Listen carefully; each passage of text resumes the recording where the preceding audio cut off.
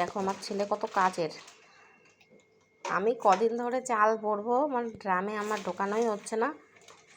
এখন দেখছি যে না, আমার তো করা হচ্ছে না, আমার ছেলেকে বললে পরে ও ঠিক করে দেবে।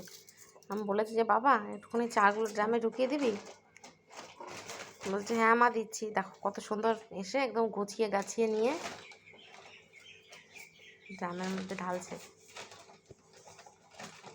বাবা তোমার এই কাজটা করতে কি ভালো লাগে বলো তো? বলে তো বলে তাই করতে ভালো লাগে না। এইদিকে দেখো আমার স্নান করে এসে পুজো টুজো দেওয়া কমপ্লিট। এখন যাব রান্না করতে। দেখো আমি রান্না বসিয়ে দিয়েছি, ভাত ফুটছে, এখানে কড়াই গরম হয়ে গেছে বুঝেছো। আর এই যে এখানে আজকে করবো শিং মাছ।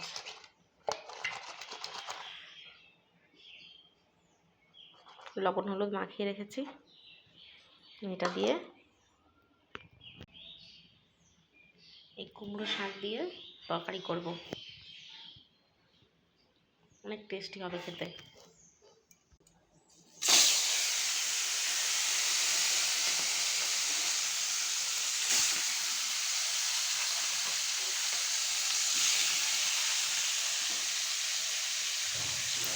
এগুলো আমাদের সব পুকুরের ধরা মাছ,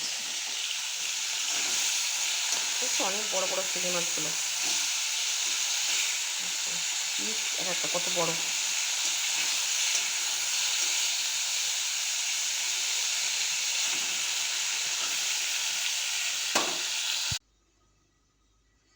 দেখো এখানে কুমড়ো শাক আলু দিয়ে সেই শিঙি মাছের তরকারিটা আমার কমপ্লিট হয়ে গেছে।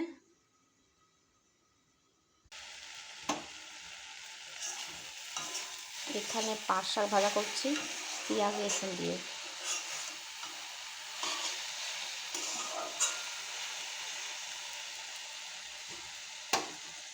আর এখানে দেখো এই যে খারকোল পাতা কেটে রেখে দিয়েছি, এটা এই যে রসুন দিয়ে শুকনো লঙ্কা দিয়ে আর দেবো কালো জিরে দিয়ে ভেজে এটাকে বাটা করব।